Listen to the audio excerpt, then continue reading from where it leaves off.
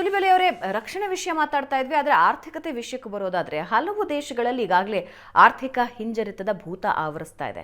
ಆದರೆ ಭಾರತ 5 ಟ್ರಿಲಿಯನ್ ಕನಸು ಕಾಣ್ತಾ ಇದೆ. ಅದು ಅಷ್ಟು ಸುಲಭ ಅಂತ ಅನಿಸ್ತಾ ಇದೆಯಾ?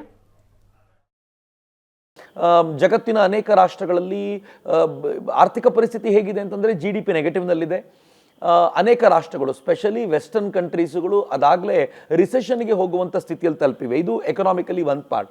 ಇನ್ನು ಎರಡನೇದು, ನೀವು ಯುರೋಪನ್ನು ನೋಡಿದರೆ, ಅಮೇರಿಕನ್ ನೋಡಿದರೆ, ಇನ್ಫ್ಲಕ್ಸ್ ಆಗಿರುವಂಥ ಇಲ್ಲೀಗಲ್ ಇಮಿಗ್ರೆಂಟ್ಸ್ ಹೇಗೆ ಮಾಡ್ತಿದ್ದಾರೆ ಅಂತಂದರೆ, UK ಇತ್ತೀಚೆಗೆ ಯಾರಾದರೂ ಈ ಇಮಿಗ್ರೆಂಟ್ಸ್ಗಳ ವಿರುದ್ಧ ಅವ್ರು ಮಾಡುವ ಅತ್ಯಾಚಾರ ಅನಾಚಾರಗಳ ವಿರುದ್ಧ ನೀವು ಟ್ವಿಟರ್ನಲ್ಲಿ ಅಥವಾ ಫೇಸ್ಬುಕ್ನಲ್ಲಿ ಏನಾದರೂ ಬರೆದ್ರೆ ನಿಮ್ಮ ಜೈಲಿಗೆ ಹಾಕ್ತೀವಿ ಅಂತ ಹೇಳೋ ಮಟ್ಟಿಗೆ ಬಂತು. ಅಂದರೆ ಆಂತರಿಕವಾಗಿ ಕೊಲ್ಯಾಪ್ಸ್ ಆಗುವಂಥಗಳಲ್ಲಿ ಆ ರಾಷ್ಟ್ರಗಳಿವೆ. ಈಗಿನ ಗ್ಲೋಬಲ್ ಸಿನಾರಿಯೋ ಹೇಗಿದೆ ಅಂತಂದರೆ, ಯಾವುದೋ ಒಂದು ರಾಷ್ಟ್ರ ಉಳಿದೆಲ್ಲ ರಾಷ್ಟ್ರಗಳು ಕೊಲ್ಯಾಪ್ಸ್ ಆಗಿದ್ದಾಗ ತಾನು ಮಾತ್ರ ಎತ್ತರಕ್ಕೆ ಬೆಳೆದು ಬಿಡುತ್ತೆ ಅಂತ ಹೇಳಲಿಕ್ಕೆ ಬರೋದಿಲ್ಲ.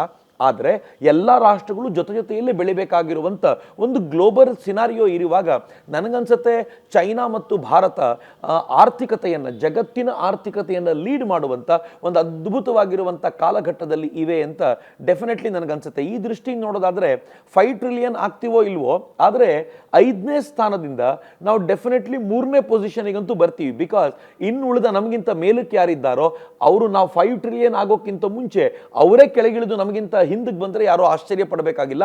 ಆ ಥರದ ಸ್ಥಿತಿಯಲ್ಲಿ ಜಗತ್ತಿನ ಅನೇಕ ರಾಷ್ಟ್ರಗಳಿರೋದ್ರಿಂದ ಡೆಫಿನೆಟ್ಲಿ ನಾವು ಚೈನಾ, ಅಮೆರಿಕ ಮತ್ತು ಚೈನಾದ ನಂತರದ ಪೊಸಿಷನ್ಗೆ ಮುಂದಿನ 2 ವರ್ಷಗಳಲ್ಲಿ ಹೋಗುವ ಸಾಧ್ಯತೆಗಳು ನಿಚ್ಚಳವಾಗಿ ಕಾಣ್ತಿವೆ.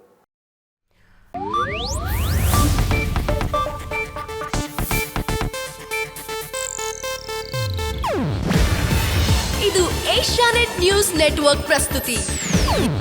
ನೀವು ನೋಡ್ತಿದ್ದೀರಾ ಏಷ್ಯಾನೆಟ್ ಸುವರ್ಣ ನ್ಯೂಸ್.